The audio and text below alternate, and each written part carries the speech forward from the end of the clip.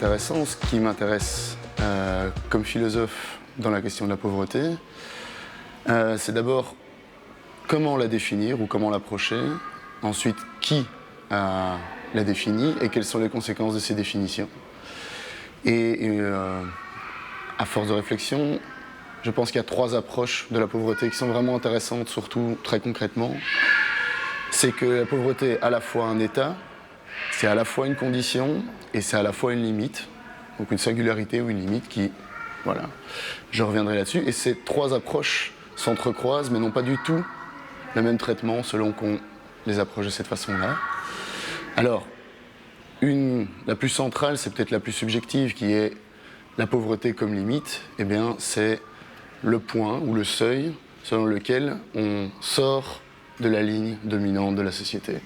Donc c'est un point de rebroussement, comme l'eau à 100 degrés si on veut, à partir duquel on passe dans une forme d'exclusion.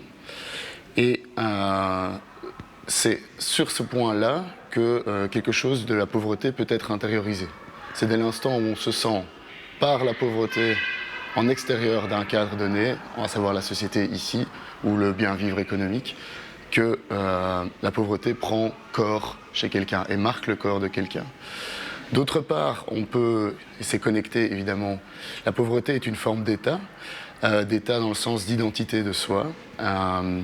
L'identité de soi, ce qui est l'approche, à mon avis, dominante, surtout dans les lignes politiques actuelles.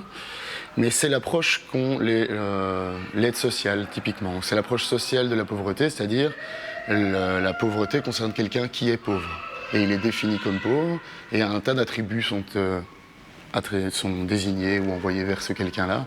Ici, il n'a pas les moyens, voire il est sale, il manque d'hygiène, il n'a pas d'éducation, il n'a pas de culture, ou peu importe, tout un tas de choses, et il n'a pas les moyens d'en sortir.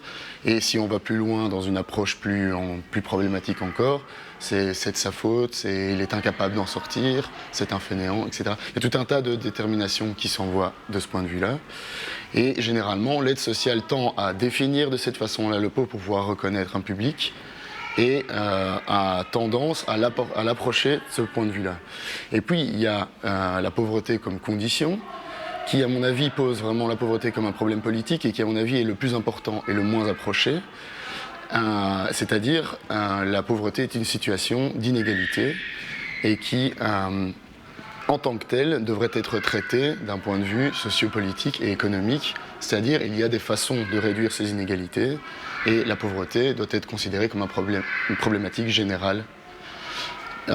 Ces questions-là ont souvent tendance à être écartées. Si vous lisez les lignes politiques générales en Belgique, par exemple, on approche toujours la pauvreté d'un point de vue identitaire, tout simplement parce que ça permet de ne pas poser le problème politique qui y est lié et de pouvoir remettre la responsabilité sur l'identité de la personne.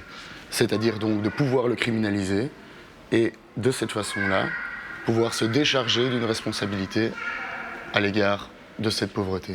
Donc 3 choses, la pauvreté est un point limite, est un état et est une condition. La seule façon de l'appréhender politiquement, c'est de l'appréhender comme une condition inégalitaire.